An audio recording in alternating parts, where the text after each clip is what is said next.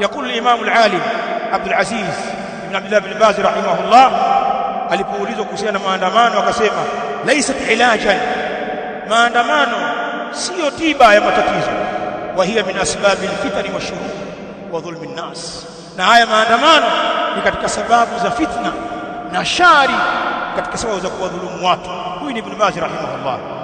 Sheikh Ibn Uthaymeen rahimahullah alipoulizwa kuhusiana na maandamano asema amrun hadith, ni jambo la kuzuka hilo, lam yakun ma'rufan bi'ahdi an-nabi sallallahu alayhi wa alihi wasallam wal khulafa, halikuwa ni jambo lenye kujulikana maandamano katika zama za Mtume alayhi salam wala makhalifa, si katika njia za kudai haki kwa mujibu wa Uislamu, ni jambo la bid'ah.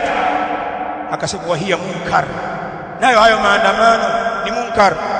Al-Allama al-Fawzan hafidhahullah ta'ala alipoulizwa kuhusiana na maandamano, maneno yake mashuhuri anasema laysat min a'mali al-muslimin, maandamano si katika matendo ya Waislamu, wal huququ yutahassalu alaiha duna tashwishi, na haki zinafikiwa bila fujo.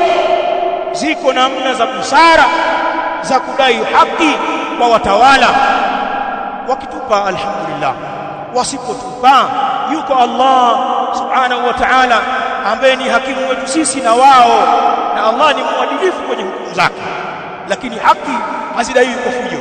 Sheikh Fawzan anasema hivi. Nimalizie na fatwa ya al-Allama Saleh al-Luhaidan rahimahullah ta'ala, anasema kuhusu maandamano, a'malun jahiliyatun, maandamano ni matendo ya kijahilia, ma anzala Allah biha min sultan, hajateremsha Allah kwa hayo maandamano hoja yoyote, wayahsul biha, na upatikana kupitia maandamano tadmirun wa fasad, maangamivu na ufisadi.